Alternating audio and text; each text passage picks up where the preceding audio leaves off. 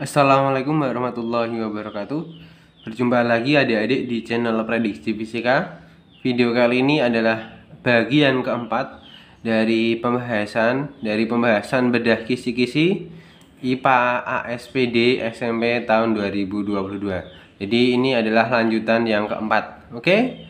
Nggak berlama-lama, langsung kita bahas saja. Untuk kisi-kisi ya nomor 10 adalah berkaitan dengan tekanan. Jadi nomor 10 tekanan. Nanti di tekanan ini terbagi jadi dua tipe, yaitu ada tekanan zat padat dan tekanan zat cair. Nah, yang pertama dulu di sini adalah mengenai tekanan zat padat.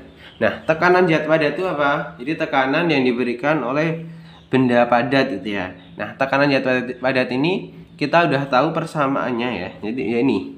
Jadi P sama dengan F per A. Ini adalah persamaan umum dari tekanan zat padat. F itu adalah gaya ya. Itu gaya ya, gayanya, atau juga bisa berat ya, atau bisa juga berat. Terus F ini A ini adalah luasan yang menyentuh alas. Luasan yang menyentuh. Nah, jadi dibedakan, jadi F itu gayanya atau berat. Terus A itu adalah luasan yang menekan ataupun luasan yang menyentuh. Nah, langsung aja misal di contoh soal ini di sini ada dua benda, yaitu ada balok dan silinder. Balok ini memiliki massa 30 kg, silinder 20 kg. Berarti ini nanti kita hitung dulu beratnya. Ingat bahwasanya apa? Berat itu adalah massa dikali gravitasi. Nah, di sini gravitasinya adalah 10 gitu ya. Jadi ini bisa kita tuliskan di sini. Ini W1-nya kan berarti sama dengan tinggal 30 kali 10 dapat 300 Newton gitu ya. Terus yang ini yang W2-nya maka tinggal 20 kali 10 maka dapat 200 Newton. Itu. Terus di sini luasan alas yang balok itu 2 meter persegi, terus yang silinder itu 2,5 meter persegi. Berarti A1 itu yang balok ya, itu 2 meter persegi, terus yang luasan silinder itu adalah 2,5. Nah, terus di sini yang ditanyakan adalah besar tekanan yang diterima lantai. Nah, ini lantainya sini ya. Nah, tadi tinggal kita masukkan tadi bahwasanya P itu sama dengan, berarti karena di sini pakai berat ya, berarti pakai gaya berat ya, berarti pakai W, berarti tinggal W dibagi luasan. Nah, kita lihat di gambarnya ini. Yang pertama beratnya dulu. Nah, berat ini ada dua berat, yaitu ada berat balok dan berat silinder. Nah, masing-masing berat ini akan berkontribusi dalam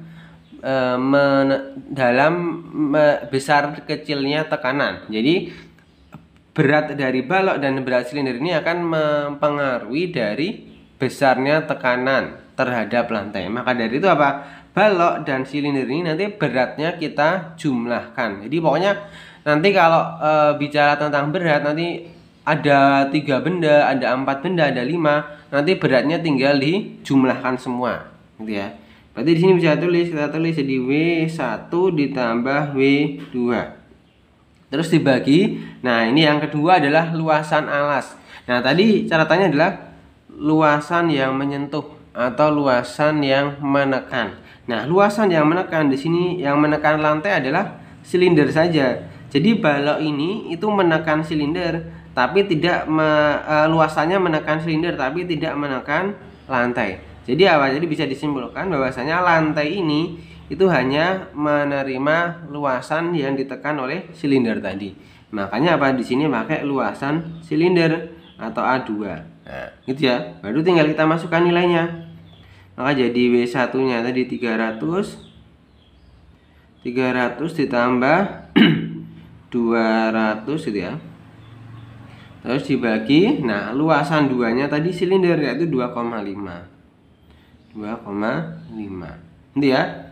Maka dapat 300 sama 200 dapat 500 dibagi 2,5 gitu ya. Nah, nanti maka ketemu berapa? Maka ketemu 200 Newton per meter persegi. Contoh yang kedua, di sini adalah ada 4 buah balok atau 4 buah kotak. Nah, masing-masing kotak ini memiliki massa yang sama. Jadi catatannya adalah di sini massanya sama ya. Ini massanya sama. Terus bisa kita pahami di sini luasannya berbeda-beda ya. Dari kotak 1, 2, 3, 4 memiliki luasan yang berbeda-beda. Nah, di sini yang ditanyakan adalah tekanan terbesar dan terkecil. Maka dari itu apa? Kita ingat dulu bahwasanya apa? Tekanan ya, P ya. Di sini ya, P itu sama dengan F per A tadi ya.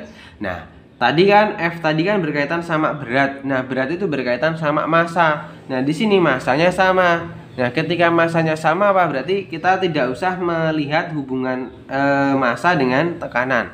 Karena massanya sama. Maka yang kita lihat apa? Kita lihat hubungan P dengan hubungan A. Hubungannya apa? Bahwasanya P itu berbanding terbalik dengan A, ya enggak? Nah, maksudnya apa? Jadi ketika A-nya kecil, maka P-nya akan besar. Nah, jadi ketika luasan alasnya kecil, maka tekanannya besar gitu ya. Maka dari itu, dari gambar kotak ini harus kita cari satu-satu dulu. Kita cari satu-satu luasannya. Jadi yang pertama A1 ya. A1 sana nih. Jadi tinggal yang alas yang menekan tapi ya. Jadi yang bawah tahu berarti 25 kali 20. 25 kali 20 dapat 500 gitu ya. Terus nomor 2 A2 di sini 40 kali 20. 40 kali 20 dapat 800. Terus A3 30 kali 20. Nah, maka dapat 600.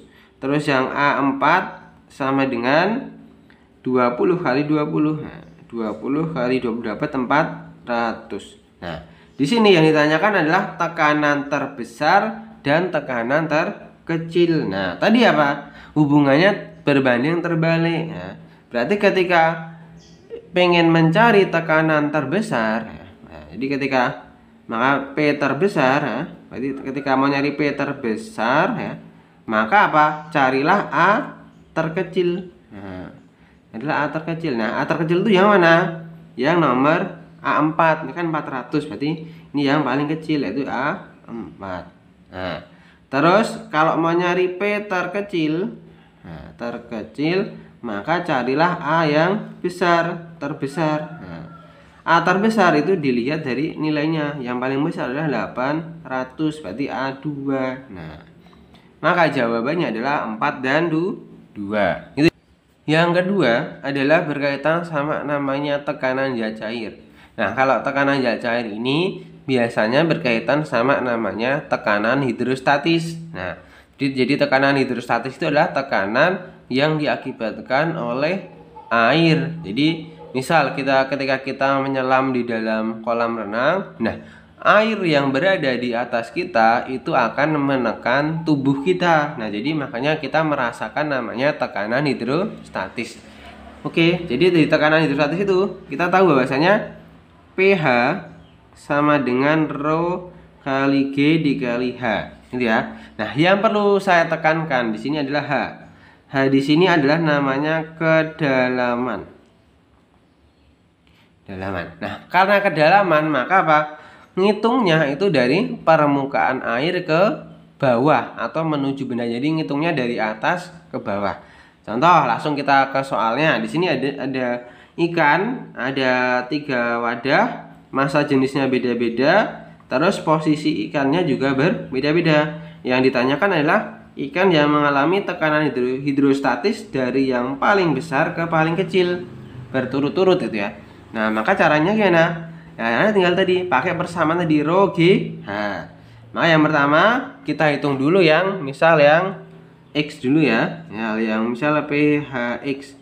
Maka tinggal apa? Tinggal massa jenis X dikali G dikali ketinggian kedalaman X. Nah, kedalaman tadi apa? Ngukurnya dari permukaan air ke bawah. Ini tinggi airnya 1 meter, tinggi ikannya 20 cm, maka H itu yang sini.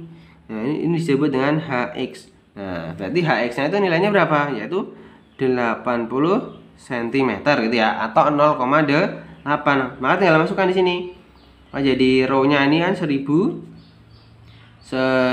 kali 10 kali 0,8.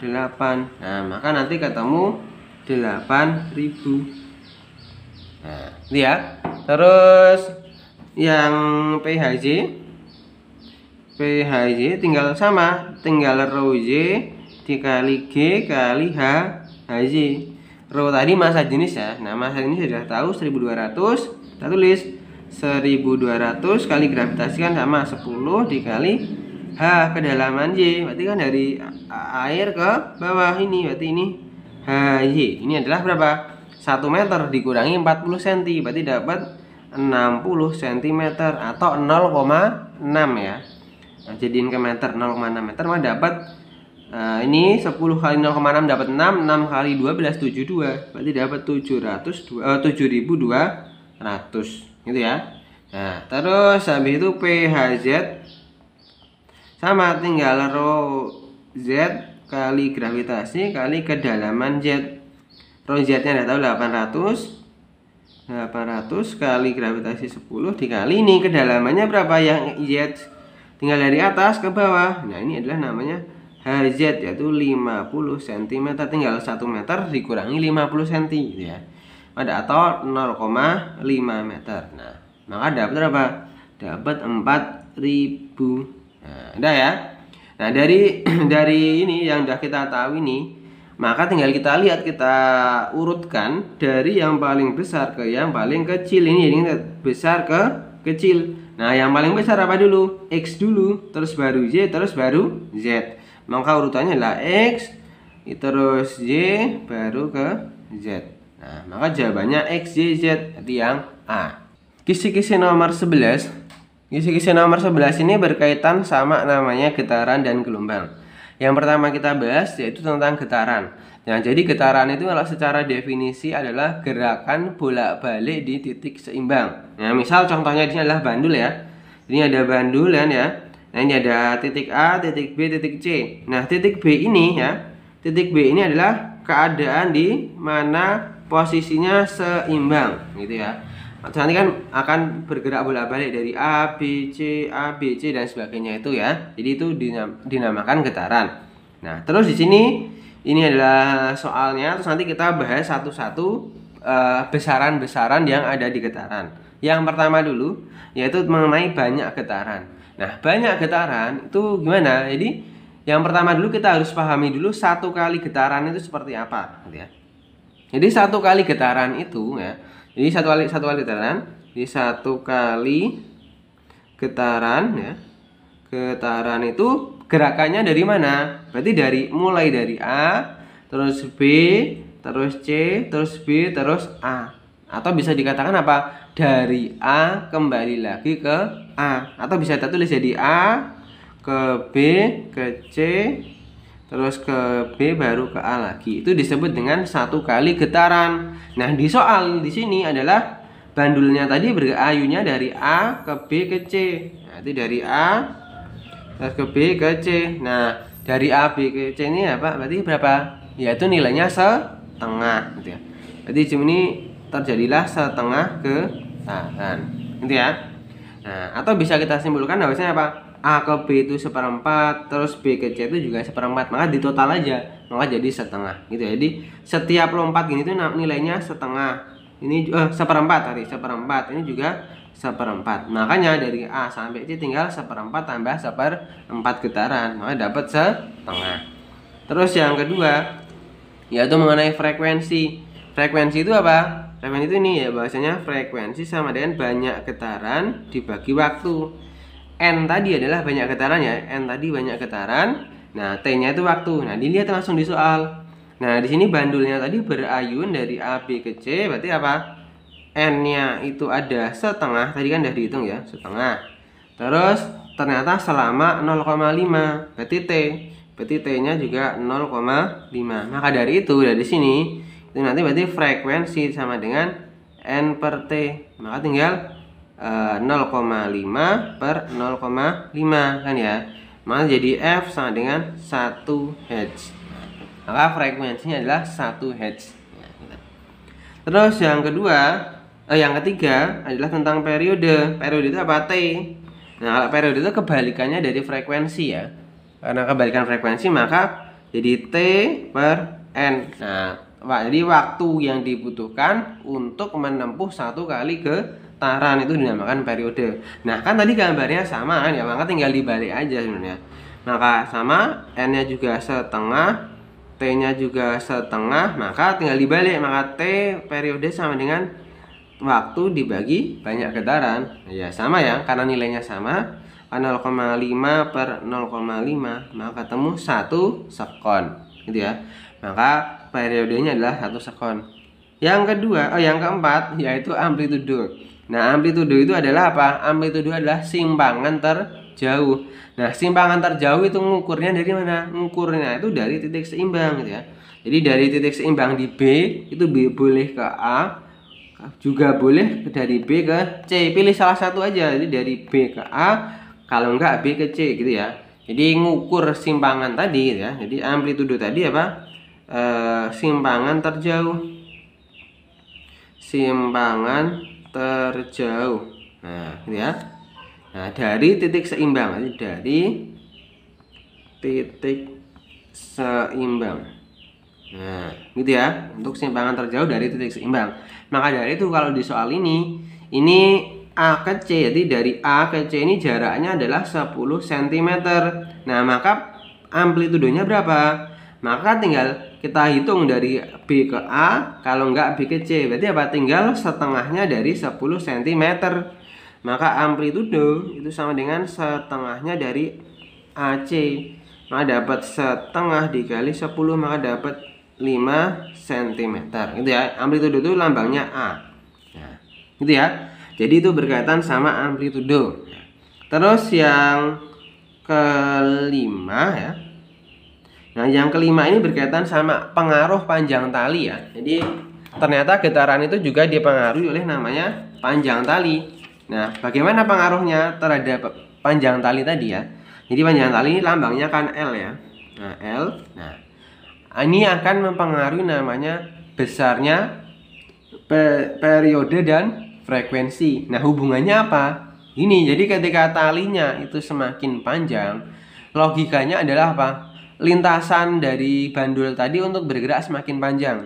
Maka dari itu apa? Maka dari itu waktunya juga semakin lama. Nah, maka akan mempengaruhi nilai periode. Nah, jadi ketika waktu panjang talinya itu panjang besar itu ya, maka periodenya juga akan semakin besar itu loh. Maka apa? Bisa kita tulis bahwasanya L panjang tali tadi ya itu sebanding dengan periode gitu ya. Jadi ketika L-nya besar kan ya, maka apa? T-nya juga besar gitu loh. Nah, tapi ini berbanding terbalik sama frekuensi. Jadi L itu berbanding terbalik sama frekuensi ya. Ini maksudnya tanda berbanding terbalik ya, tanda kesebandingan. Nah, ini berbanding terbalik dengan frekuensi. Maka apa? Ketika L-nya panjang, maka frekuensinya malah kecil. Nah, gitu ya. Nah, terus kita lihat di soalnya ini. Jadi di sini ada dua gambar, ada bandul 1 dan bandul 2. Di sini yang dibedakan adalah di panjang tali dan masanya. Nah, yang perlu dipahami apa? Masa tidak berpengaruh ya. Jadi masa tidak berpengaruh. Nah, jadi yang mau masanya 50 gram, mau masanya 100 gram itu nanti tidak akan mempengaruhi besarnya frekuensi dan periode, gitu ya. Oleh karena itu, dari sini tadi gambar 1 dan gambar 2 berarti bisa kita lihat periode dan frekuensinya bagaimana. Kalau dilihat sini apa? Panjang tali jadi L1 itu lebih besar daripada L2 kan ya. Maka dari itu apa? Periodenya juga itu lebih besar dari periode kedua. Tapi apa? Frekuensinya kebalik. Jadi apa? Frekuensinya lebih kecil yang pertama daripada yang kedua. Ini ya, jadi L1 lebih besar dari L2, maka periode 1 juga lebih besar dari periode 2, tapi frekuensi 1 lebih kecil dari frekuensi kedua. Yang kedua adalah gelombang. Nah, di gelombang ini nanti kita akan mencari besaran-besaran apa saja yang ada di gelombang, gitu ya. Nah, di gelombang ini ada gambar, ada contoh soalnya di sini. Nah, yang pertama yang mau kita hitung adalah banyak gelombang. Nah, banyak gelombang itu ngitungnya gimana? Jadi satu gelombang itu dikatakan terbentuk satu gelombang itu ketika ada satu bukit sama satu lembah. Berarti kalau ini dari gambar ini maka bisa kita hitung kan ya. Berarti ini jadi berapa? Jadi 1,5. Berarti apa? Jadi banyaknya gelombang ada apa? 1,5 atau 3/2 gelombang gitu ya. Jadi ada 1,5 atau 3/2 gelombang. Jadi setiap ini jadi satu bukit itu dihitung setengah, terus satu lembah dihitung setengah, maka dijumlah aja gitu ya. Jadi cara menghitung banyaknya gelombang seperti itu. Terus yang kedua adalah frekuensi ya. Frekuensi tadi kan juga sama ya, sama kayak getaran. Jadi frekuensi tadi adalah banyak gelombang dibagi dengan waktu tempuhnya gitu ya.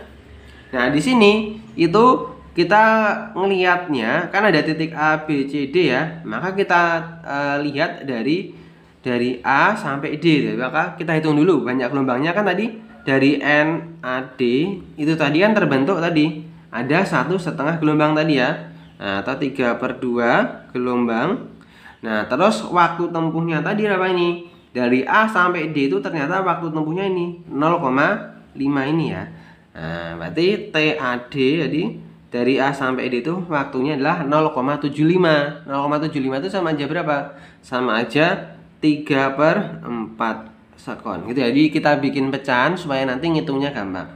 Nah, setelah itu apa? Baru kita cari frekuensi. Maka tinggal apa? N/T ya. Maka N-nya 3/2 dibagi 3/4. Didapat 3/2 dibagi 3/4. Berarti sama dengan berapa? Sama dengan 3/2 dikali ini 3/4 ya. Dikali 4/3. Gitu ya. Nah, ini 3-nya kita coret, maka tinggal 4 sama 2, maka sama dengan 2. Nah, ketemu 2 Hz. Terus kalau periode apa? Ya, tinggal dibalik aja, tinggal T/N gitu ya. Atau seper frekuensi juga boleh. Nah, terus yang diketahui kan sama ya. NAD-nya 3/2, TAD-nya juga 3/4. Tinggal dibalik aja, maka jadi T sama dengan T/N. Maka jadi T-nya ya, maka T-nya tadi 3/4 dibagi 3/2, maka sama dengan apa? Sama aja 3/4 dikali 2/3. Coret-coret 3-nya, maka ketemu setengah sekon. Nah, maka apa? Periodenya adalah setengah sekon ya, atau 0,5. Terus yang selanjutnya adalah tentang panjang gelombang. Nah, panjang gelombang itu dihitungnya gimana? Jadi ada persamaannya ini. Panjang gelombang itu kan lambangnya lambda ya. Biasanya lambda itu sama dengan panjang tali dibagi banyak gelombang. Jadi L ya, L di sini adalah panjang talinya, N itu banyak gelombang. Nah, terus untuk melihat panjang gelombang tadi gimana? Jadi kita lihat di namanya sumbu horizontal. Jadi sumbu horizontal yang ini mana yang menyatakan satuan panjang? Ada tau ini 3 cm. Nah, berarti apa? Berarti yang kita lihat itu adalah titik dari B sampai titik C. Berarti tulis dulu sini, jadi dari titik B sampai C itu yang kita fokuskan untuk melihat panjang gelombang tadi ya. Nah, terus dilihat B ke C tadi ini ada panjangnya adalah 3 cm. Berarti bisa kita tulis berarti L-nya sama dengan 3 cm. Terus gimana? Terus habis itu nyari N-nya, berarti NBC. Ini berarti LBC. Nah, NBC-nya apa? Berarti banyaknya gelombang dari B ke C itu ada setengah. Ini kan cuma satu lembah ya, maka jadi setengah. Nah, dari sini nanti ya, berarti bisa kita hitung lambda atau panjang gelombang. Tinggal L dibagi N, maka tinggal 3 dibagi setengah, maka ketemu 6 cm. Jadi apa? Panjang gelombang atau panjang satu gelombang itu senilai 6 cm. Terus selanjutnya adalah tentang cepat rambat nih ya. Untuk nyari cepat rambat gimana? Kan nyari V ya. Bisa dua cara. Bisa panjang gelombang dikali frekuensi, atau V sama dengan panjang gelombang dibagi periode. Jadi bisa bebas mau pakai yang mana, yang enak aja, enak hitungannya.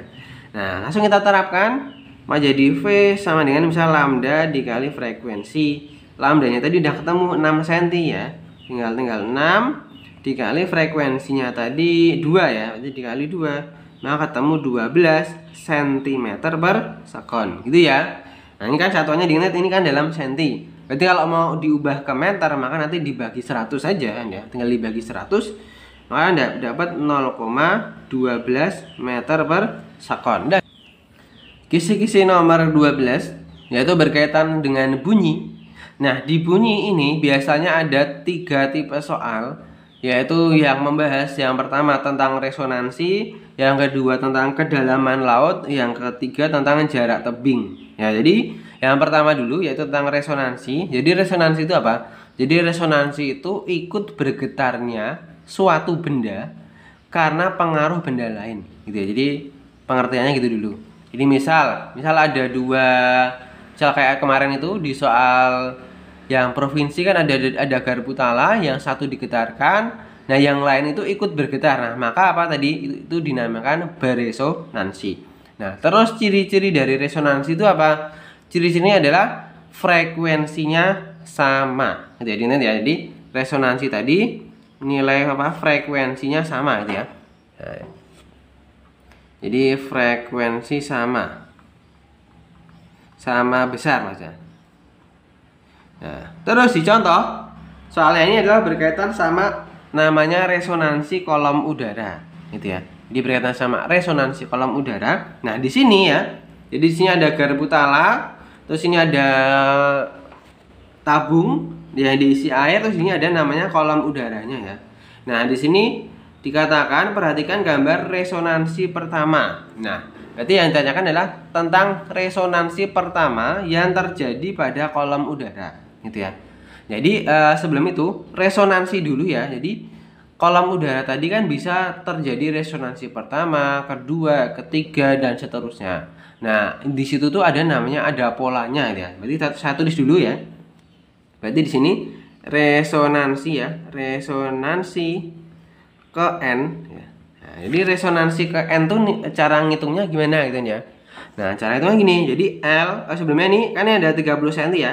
30 cm ini adalah L ya, 30 cm itu adalah L. L itu apa? Panjang kolom udaranya. Jadi kalau mau menghitung resonansi ke N, maka tinggal gini, tinggal Ln ya sama dengan ini, tinggal 2N min 1 per 4 dikali lambda. Lambda tadi panjang gelombang ya. Nah jadi kalau mau nyari resonansi ke N tadi tinggal menggunakan ini gitu ya. Jadi misal saya contohkan di soal ini tadi kan terjadi namanya resonansi pertama. Maka kita masukkan di sini nih. Berarti L-nya itu L1 gitu ya. Berarti tinggal L1 sama dengan apa? Tinggal 2 kali 1 min 1 per 4 dikali lambda. Gitu kan ya? Nah, terus tadi L1 tadi kan panjang kolom udaranya ya. Nah, panjang kolom udaranya kan udah tahu ya, yaitu berapa? 30 cm. Berarti tulis di sini jadi 30 sama dengan apa? Tinggal ini kan tinggal 2 min 1 kan 1, berarti jadi 1/4 lambda. Nah lambda itu panjang gelombangan ya. Panjang gelombangnya kan belum tahu, berarti kita cari tahu dulu panjang gelombangnya. Jadi fungsi dari ini, dari fungsi rumus ini, persamaan ini yang resonansi ke N ini, resonansi ke N itu untuk menentukan panjang gelombang gitu ya. Jadi nanti menyesuaikan sama terjadi resonansi keberapa gitu ya. Jadi ini rumus resonansi ke N. Jadi ini bisa dipakai di segala jenis resonansi. Ada pertama, kedua, ketiga dan seterusnya. Oke, kita lanjut. Sini 30 sama dengan 1/4, maka apa? Maka lambda sama dengan tinggal dikali silang aja. Maka dapat 30 kali 4, maka jadi lambda sama dengan 120 cm gitu ya. Nah, maka jatuhnya adalah 120 cm. Atau kalau jadiin meter jadi 1,2 meter. Nah, gitu ya. Nah, terus di soal ini, maka panjang gelombang garpu tala berapa ya? Udah ini, udah ketemu yaitu 1,2 meter. Gitu ya, ketemunya ini. Terus selanjutnya yaitu di sini selain mencari panjang gelombang yaitu mencari cepat rambat. Berarti kayak tadi, cepat rambat V tadi apa? Tinggal lambda dikali frekuensi. Lambdanya tadi udah tahu toh, 1,2. Frekuensinya ini ada di sini di soal yaitu 300. Maka tinggal 1,2 dikalikan 300 gitu ya. Maka ketemu berapa? Maka ketemu 360 meter per second. Yang kedua adalah berkaitan sama namanya kedalaman laut ya. Jadi berkaitan sama kedalaman laut ya. Jadi di sini ada sebuah kapal sedang menghitung namanya dua kedalaman laut. Jadi ada laut P dan kedalaman P dan kedalaman Q. Terus nanti dicari selisihnya, selisih kedalaman P dan Q. Nah, dasarnya, jadi dasar dari kedalaman gelombang itu adalah kedalaman laut itu adalah memanfaatkan namanya bunyi pantulan, gitu ya. Nah, jadi dasarnya persamaan itu jadi ketika kita misal pengen menghitung kedalaman P itu ya, maka apa? Tinggal ini cepat lambat bunyi di air laut ini kan ya. Terus nanti dikalikan waktunya, terus dibagi dua. Tapi ingat dulu, di sini waktu yang tercatat itu adalah waktu pantul. Jadi dari kapal ini membunyikan suara gitu ya, membunyikan suara, terus ini nanti jatuh ke bawah, terus sampai dasar, bunyi itu tadi dipantulkan, terus balik lagi ke kapal. Maka apa? Waktu yang tercatat adalah waktu pantul. Nah, karena waktu pantul maka nanti masih dibagi dengan 2. Karena di sini adalah yang dicari adalah selisih kedalaman P dan Q, maka langsung saya kasih rumus cepatnya. Jadi ini langsung delta HP, jadi delta HP Q, jadi selisih kedalaman P dan Q kan ya. Maka apa? Tinggal V ya, V itu kecepatan cepat lambat bunyi di air ya, dikali apa? Dikali delta waktu pantulnya, terus dibagi 2. Nah, ini persamaan cepatnya kan ini ya. Nah, jadi kalau mau nyari selisih kedalaman P dan Q tinggal cepat lambatnya dikali selisih waktu pantulnya dibagi 2. Nah, kita tuliskan dulu waktu pantulnya. Kita sesuaikan dulu sama soalnya. Di sini bunyi pantul dari P terdengar 3 sekon setelah bunyi asli. Berarti apa? Jadi waktu pantul P jadi TPP itu ya, itu adalah 3 sekon.